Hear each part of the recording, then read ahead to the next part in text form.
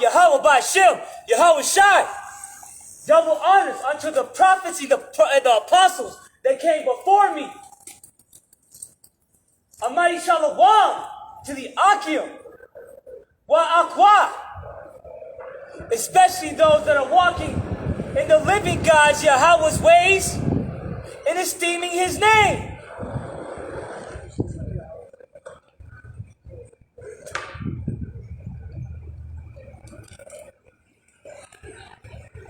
It's gonna be a breakdown on how the Yahawadas pay their debts. Verily, this is one for you, Tyrone C.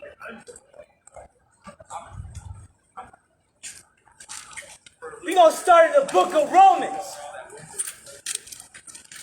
This is the book of Romans, chapter 15, 3 through 5. For even Hamashiach, Christ, pleased not himself, but as it is written, the reproaches of them that reproached thee fell on me. For whatever things were written aforetime were written for our learning, that we through patience and comfort through the scriptures might have hope. Now the God of patience and consolation grant you to be like-minded one towards another, to Christ. Yahawadahyam, who the world ignorantly calls Jesus. And now we're going to precept it. The precepts for Romans 15:3, in this spirit, is 2 Corinthians 6, chapter 6, 14 through 15. Be ye not unequally yoked together with unbelievers. For what fellowship has righteousness with unrighteousness? And what communion has light with darkness?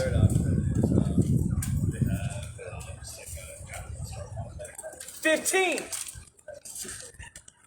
And what accord has Christ with Belial? And what part has he that believeth with the infidel? We got nothing to do with you, and we don't want nothing to do with you. And now the precept for Romans chapter 15 and verse 4. This is the book of Jeremiah, chapter 6 and verse 16. Thus saith the Lord, stand ye in the ways and see, and ask for the old path, where is the good way, and walk therein, and ye shall find rest for your souls. But ye said, we shall not walk therein. Wicked. But the Lord's going to catch up with you. And now the precept for Romans chapter 15 and verse, 5. This is the book of John, chapter 15, verse 13. Written in red. These are the words of the Hamashiach. Greater love hath no man than this, that a man lay down his life for his friends. But we're not going to go that far. Not quite just yet. No, we got much work to do. Much work to be done in this land of the wicked.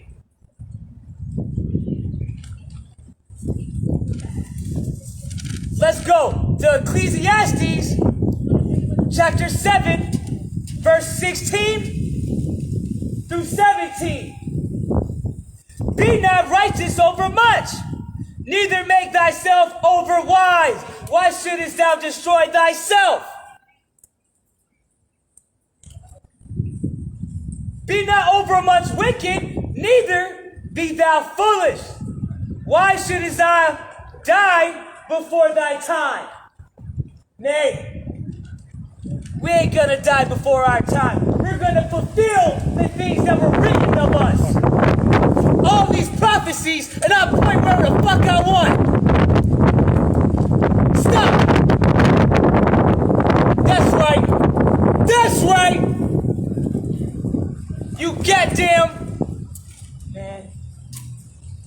But now, let us get some examples. But first, a definition. The word exemplar or exemplary. The first, serving as a desirable model representing the best of its kind. Two, of a punishment, serving as a warning or deterrent, which is what many of you need. Like that goddamn hat she got on her head. It's gonna get, man, Christmas is wicked.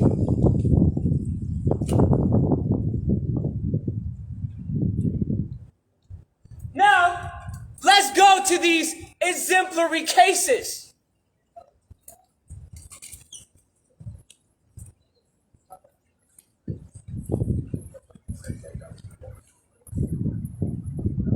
This is the book of Genesis, chapter 34.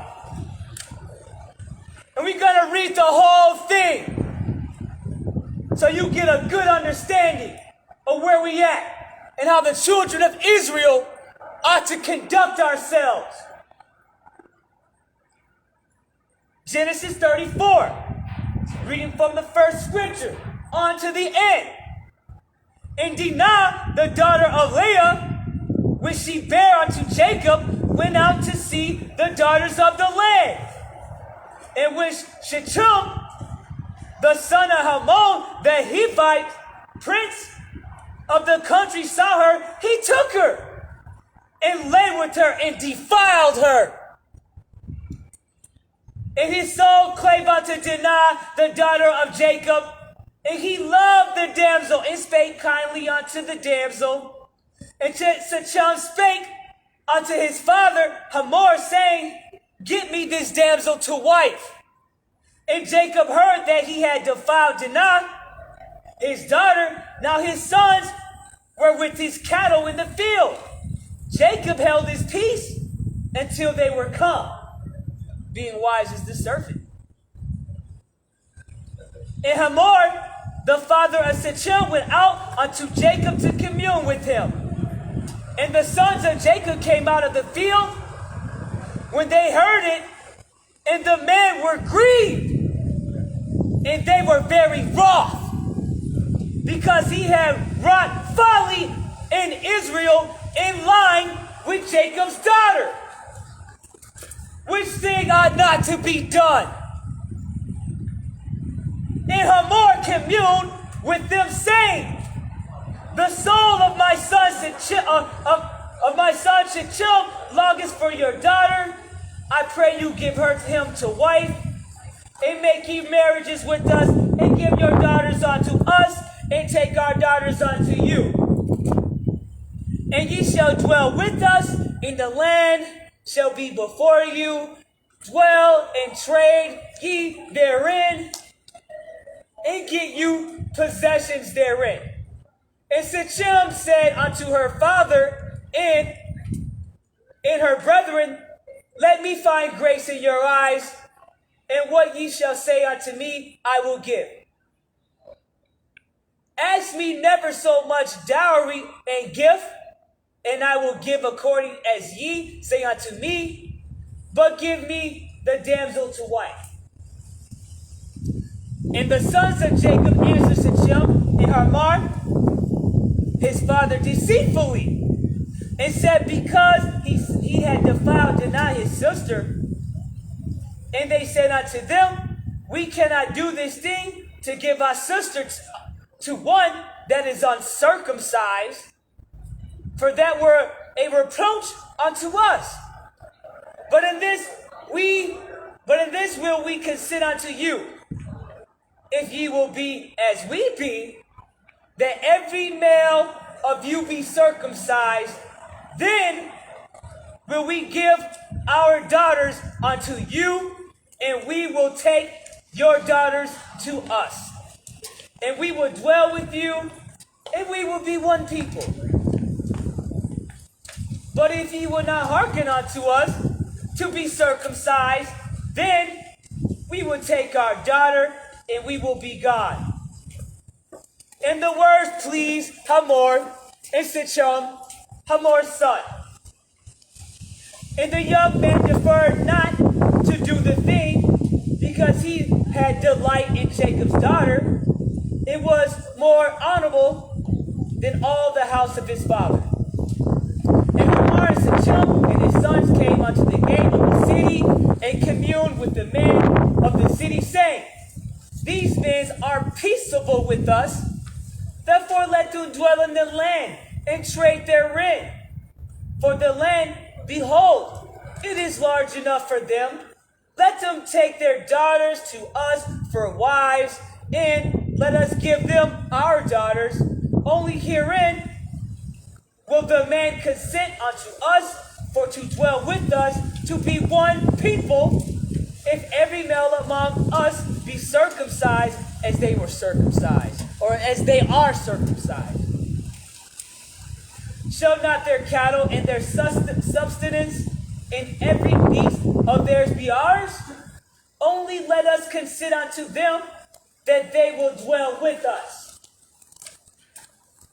And unto Hermon, unto Shechem, his son, hearken all that went out to the gates of the city, and every male was circumcised, all that went out of the gate of the city.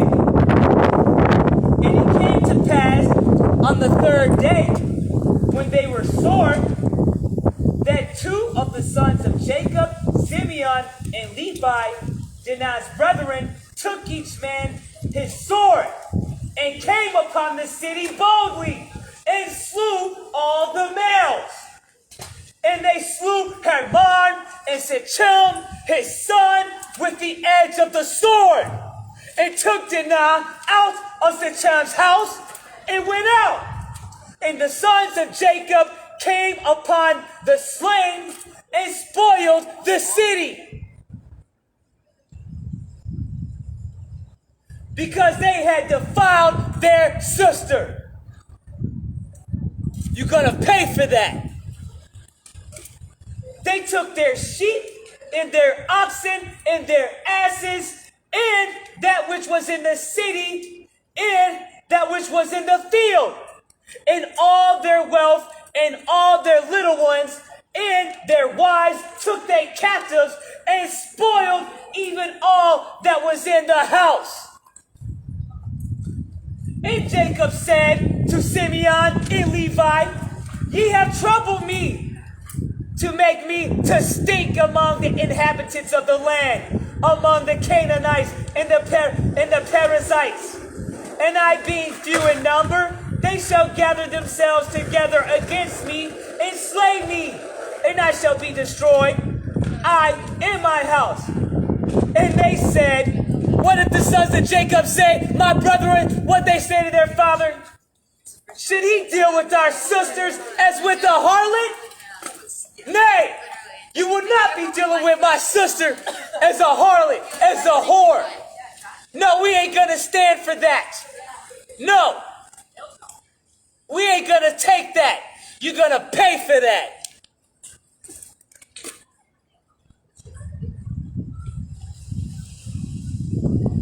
Now let's let the Lord speak.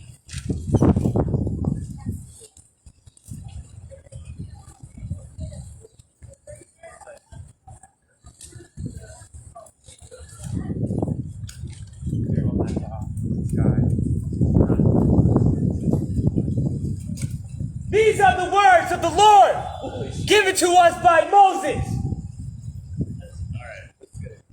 Deuteronomy 7. I'm going to go through 1 through 6. When the Lord thy God shall bring thee into the land whither thou goest to possess it, and has cast out many nations before thee, the Hittites, and the Girgashites, and the Amorites, and the Canaanites, and the Perizzites, and the Hittites, and the Jebusites, 7 nations greater and mightier than thou. When the Lord thy God shall deliver them before thee, thou shalt smite them and utterly destroy them. Thou shalt make no covenant with them, nor show mercy unto them. Neither shalt thou make marriages with them. Thy daughters thou shalt not give unto his son, nor his daughters shalt thou take unto thy son.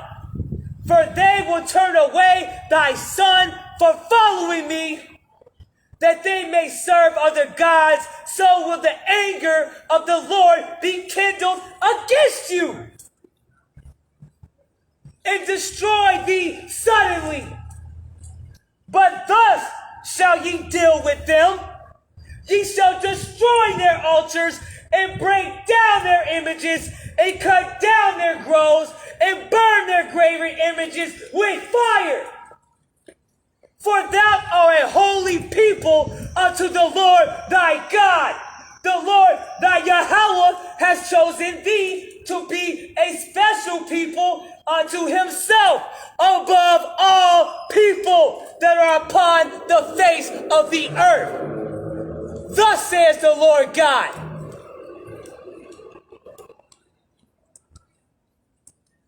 So that is how we deal with that.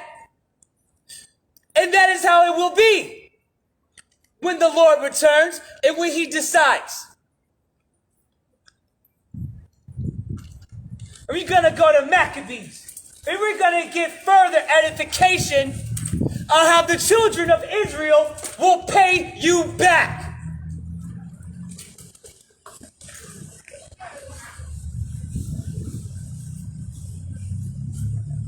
Chiefly the Yahawadahyam is what I'm speaking on this day.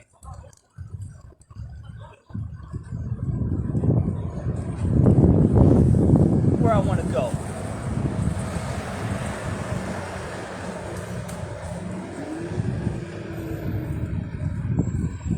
This is First Maccabees. Most of you ain't got the book of Maccabees because you're reading out of that edited Bible.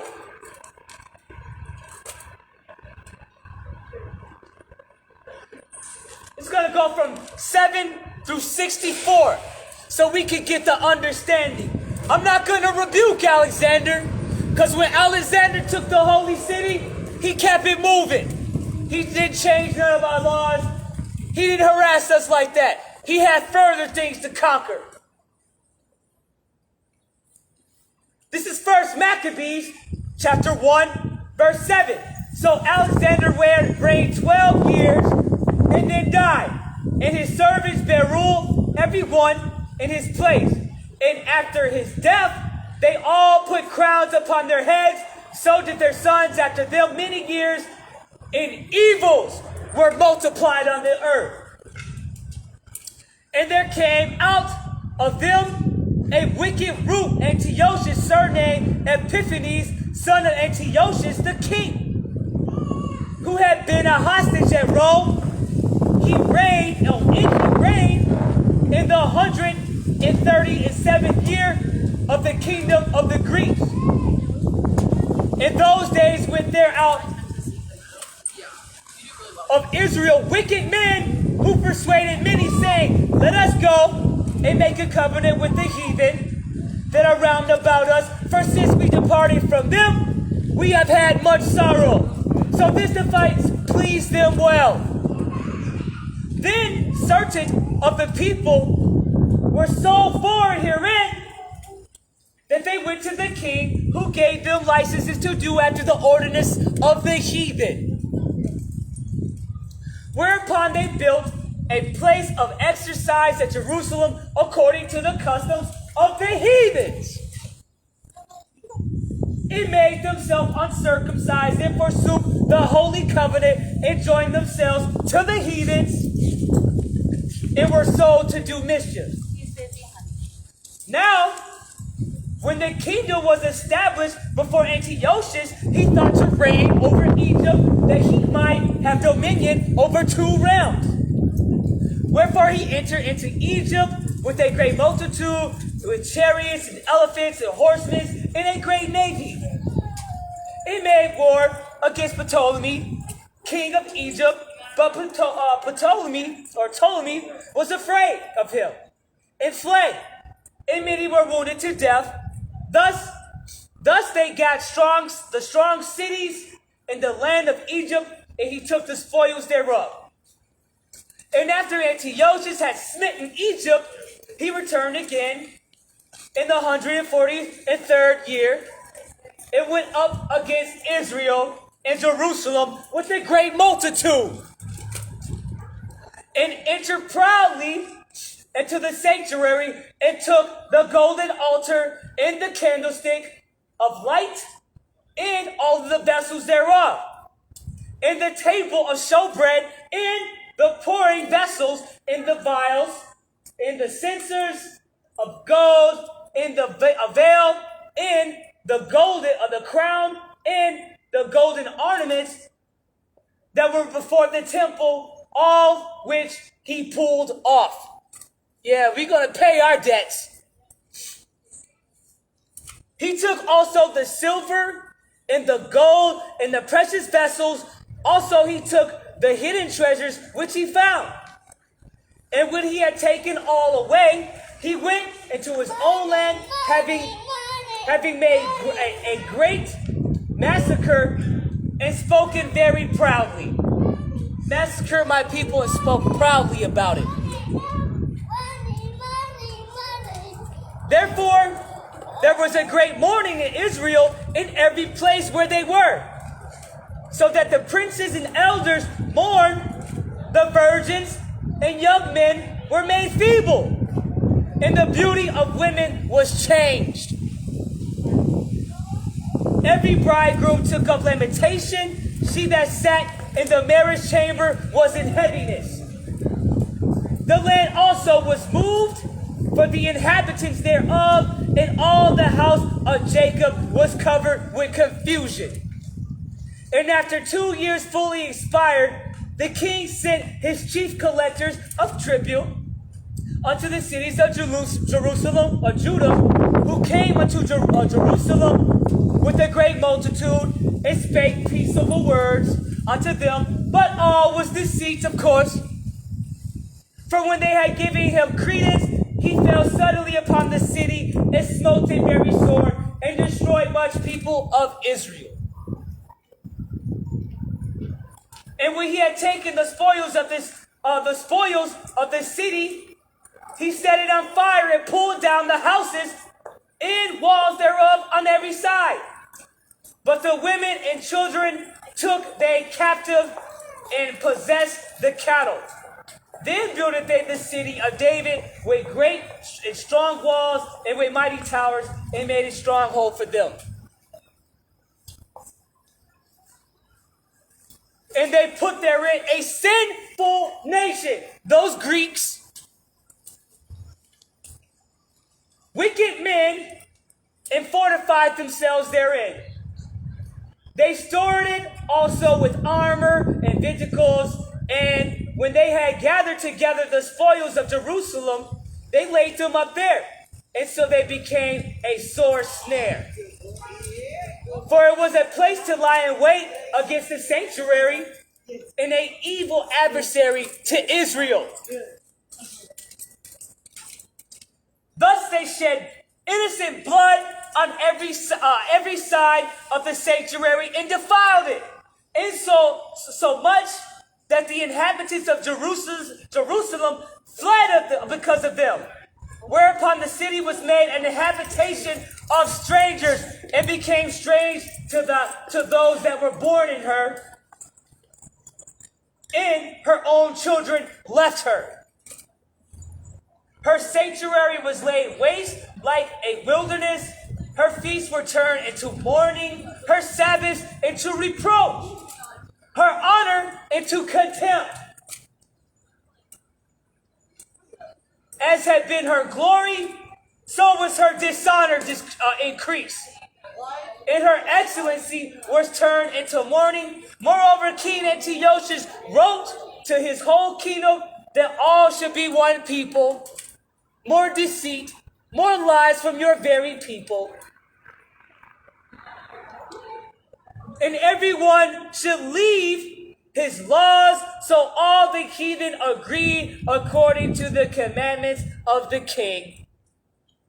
Yea, many also of the Israelites consented to his religion, and sacrificed unto idols, and profaned the Sabbaths. Wicked.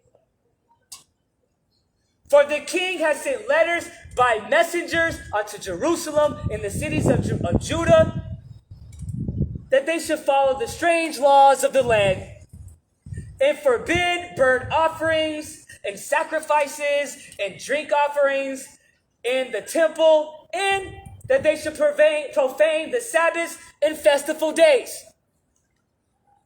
and pollute the sanctuary and holy people, and set up altars and groves and chapels of idols, and sacrifice swine's flesh, an unclean beast. 6. That they should leave also, that they should also leave their children uncircumcised and make their souls abominable with all manner of uncleanness and profanation, to the end that they might forget the law and change all of the ordinances. Meaning, forget the laws and then change our laws, like you've been doing. And whosoever would not do according to the commandment of the king, he said he should die. In the selfsame manner wrote he to his whole kingdom and appointed overseers over all the people, commanding the cities of Judah to sacrifice city by city.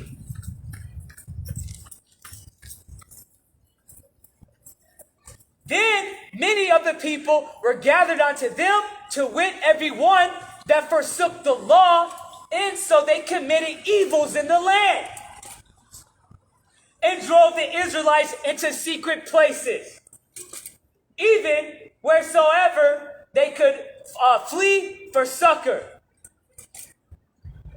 Now the 15th day of the month of Casleu, in the 145th year, they set up the abomination of desolation upon the altar and builded idols and built idol altars throughout the cities of Judah on every side,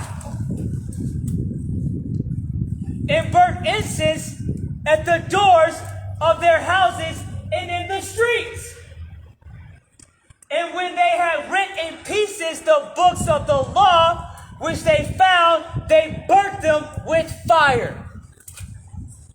And whosoever was found with the book of the testament, meaning the word, or if any committed to the law, the king's commandment was that they should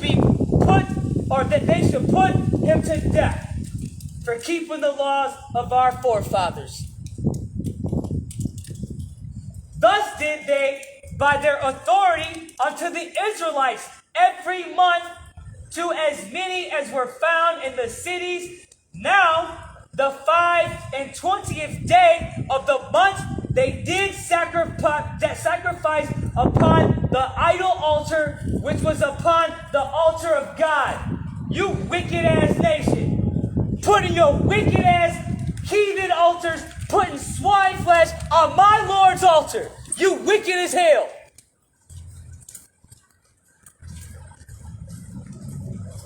At which time, according to the commandment, they put to death certain women. And why did they put these women to death? Let's read it again. At which time, according to the commandment, they put to death certain women that had caused their children to be circumcised for keeping the law. And what did they do after that? And they hanged the infants about the necks and rifled their houses and slew them that had circumcised them. So you put them to death, and then you hung their babies about their necks. And then you rifled through their houses, stealing, and then put people to death who was doing the circumcision. Howbeit many in Israel were fully resolved and confirmed in themselves not to eat any unclean thing, including your false doctrines.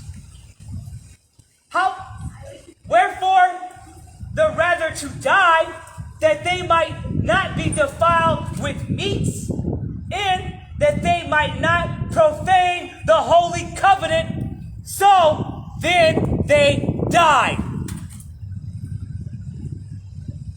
And there was a very great wrath upon Israel. Yeah, that sounds like a very great wrath, what they did. Now let's get the answer. How did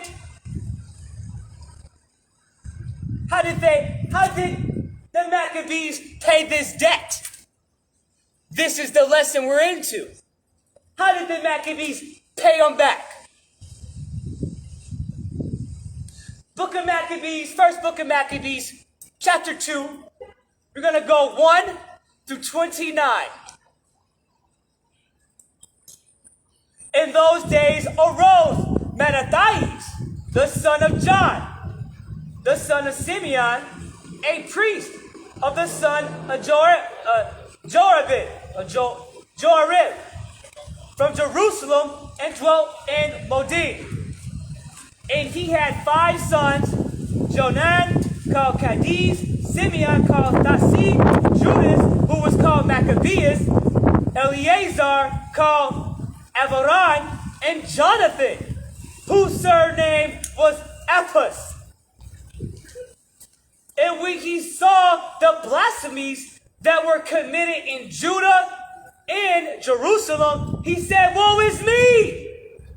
Wherefore was I born to see this misery of my people in the holy city, and to dwell there when it was delivered into the hand of the enemy, and the sanctuary into the hands of strangers? Her temple is become as a man without glory. Her glorious vessels are carried away into captivity. Her infants are slain in the streets. Her young men with the sword of the enemy. What nation has not had part in her kingdom and gotten of her spoils? All her ornaments are taken away.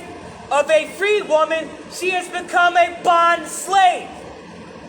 And behold, our sanctuary, even our beauty and our glory, is laid waste, and the Gentiles have profaned it.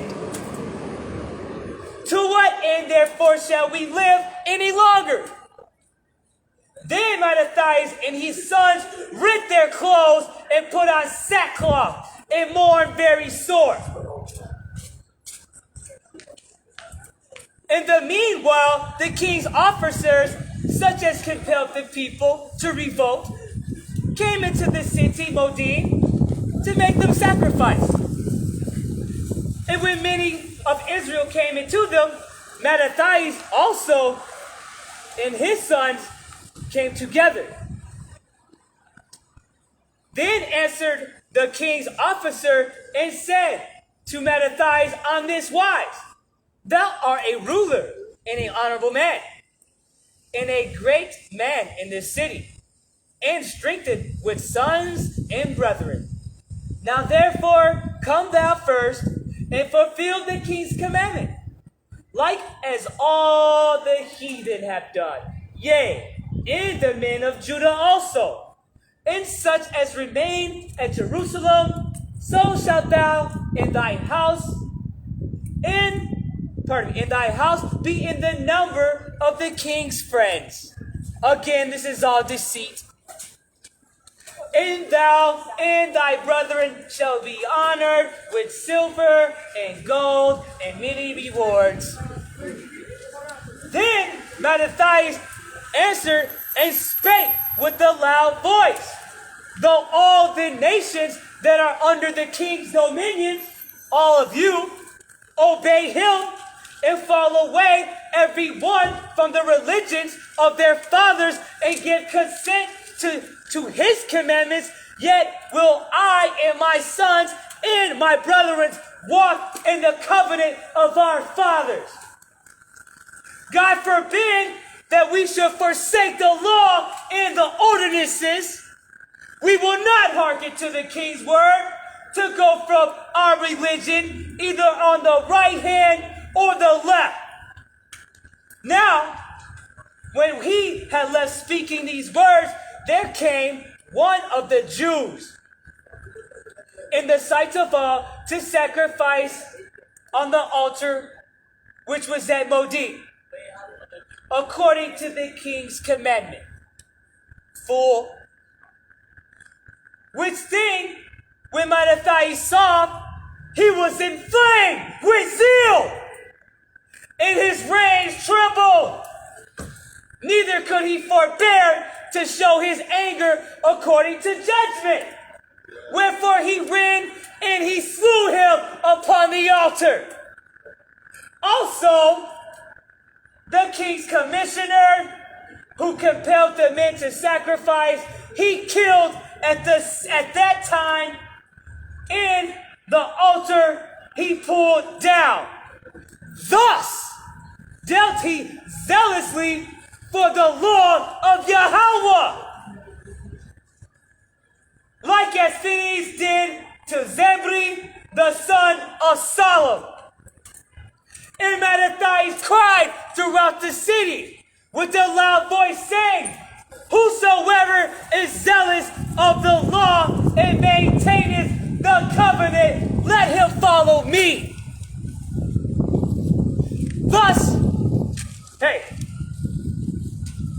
Thus was the beginning of the Maccabean Wars. Thus was the beginning of the payback that they deserved.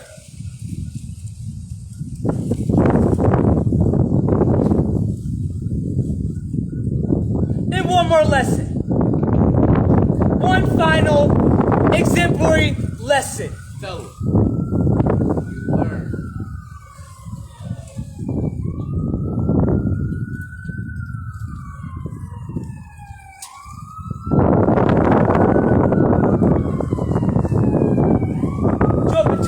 Testament. So you know, you cannot get away. No.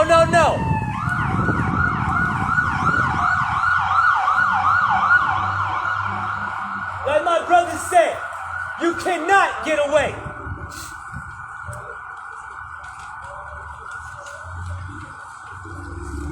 One second, I'm missing the scripture.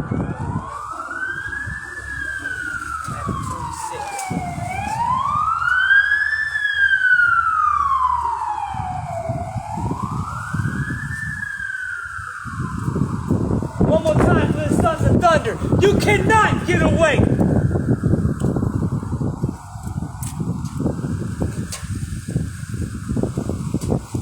I'm going to read the book of Matthew, chapter 26, 18 through 56. And he said, go into the city to such a man and say unto him, the master saith, my time is at hand. I will keep the Passover at the house with my disciples, at thy house with my disciples. This is Christ. And the disciples did as Jesus, who I call the Yahawadahyam, had appointed them, and they made ready the Passover. Now, when the evening was come, he sat down with the 12. And as they did eat, he said, verily I say unto you, that one of you shall betray me. And they were exceedingly sorrowful.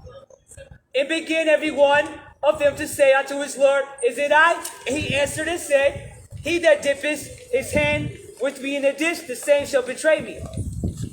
The Son of Man goeth, as it is written of him. But woe unto that man by whom the Son of Man is betrayed. It had been good for him, or it had been good for that man if he had not been born. And I'm going to skip a little bit.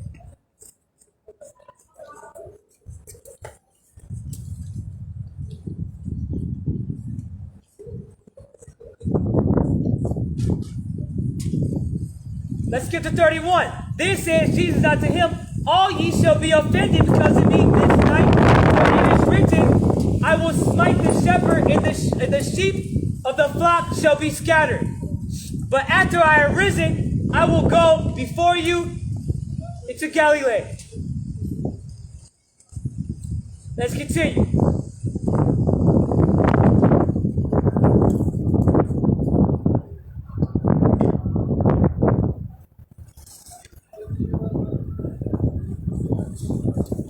Here we go.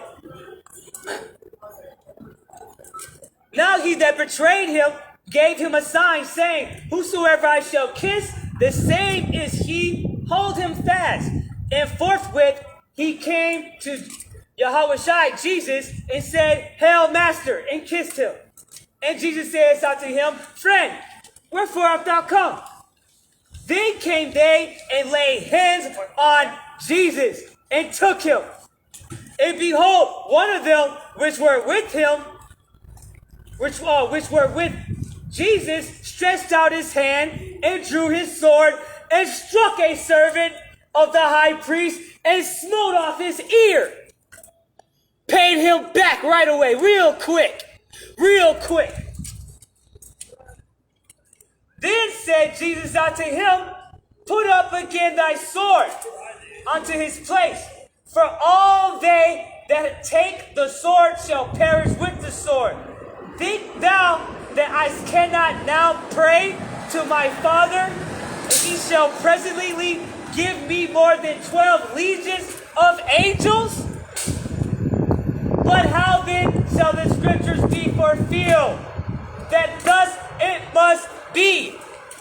So it was a righteous thing to defend your brother. It was the correct thing to do. Except in this moment and in that time, he had to be given up because it was prophesied of him. And let me precept that so we can prove that. We're gonna go to Luke 22, 35 and 37.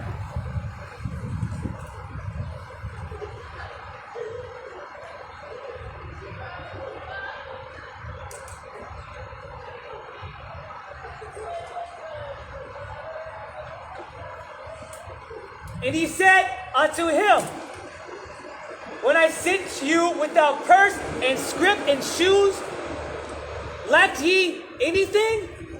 And they said, Nothing.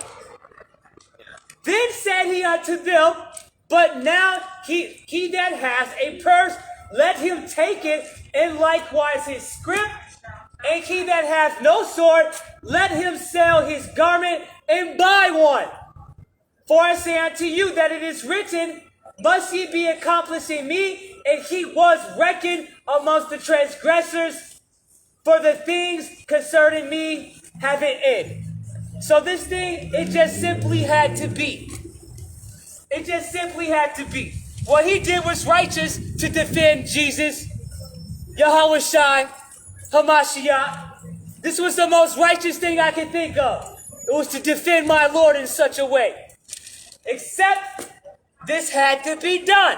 He had to fulfill the things that were written of him. And as will I.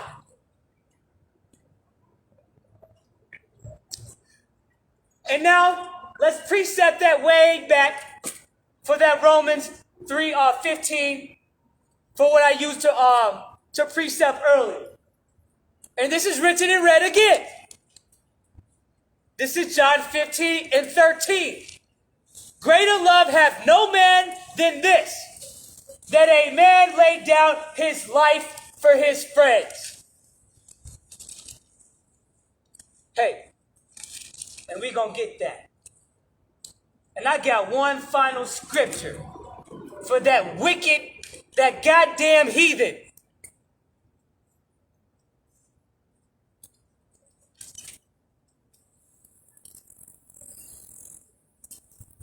That parasite sucked up all the living waters of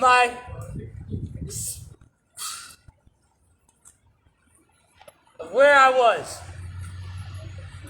of someone who's dear to me.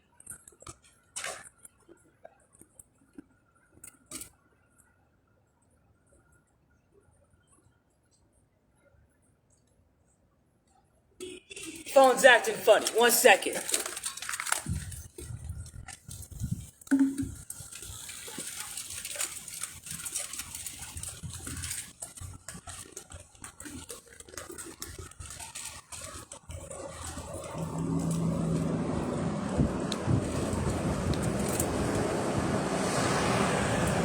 This is the book of Jeremiah. This is the book of Jeremiah, chapter 6, verse 15. Were they ashamed when they had committed abominations? Nay, they were not ashamed, neither could they blush. Therefore, they shall fall among them that fall. At the time that I visit them, they shall be cast down, saith the Lord. That is your judgment, you goddamn heathen.